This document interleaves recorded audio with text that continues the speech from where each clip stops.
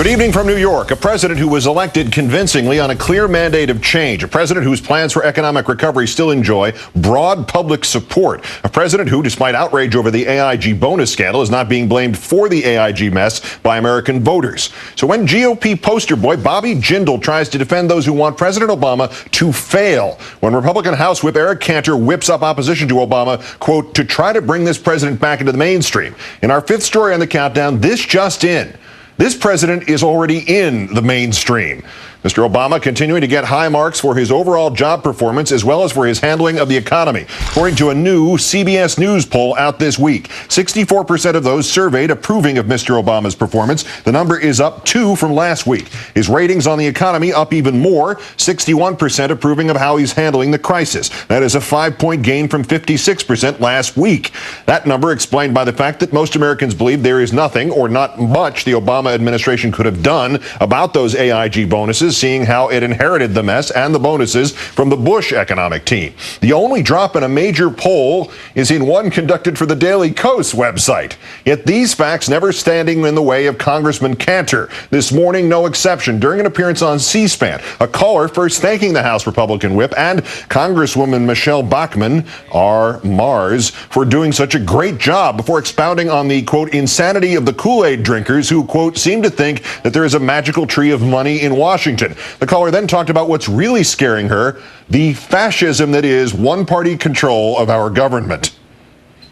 But what really is scaring the rest of us, the other half of us, is the fascism.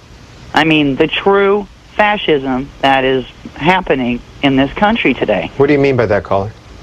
The belligerent takeover of a one-party system.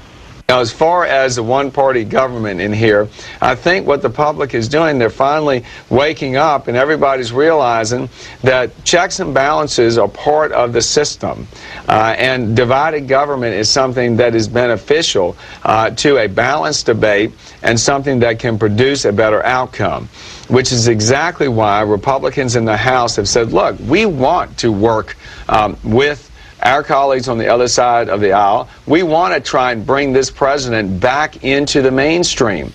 That's Eric Cantor, minority whip, so concerned with imminent one-party rule and the mainstream that he skipped the president's news conference last night to watch and instead attend a Britney Spears concert. Yay!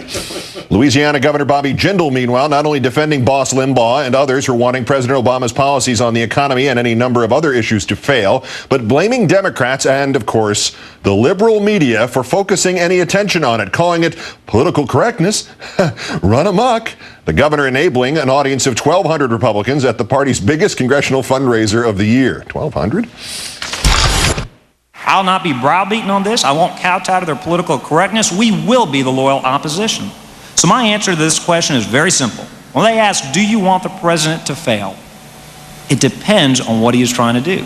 When he pursues policies that are akin to those of European socialism, policies that taken too far could cause America to fail, we will oppose. We will stand up and be counted. We will do so proudly, not because we want the president to fail, but because we want America to succeed.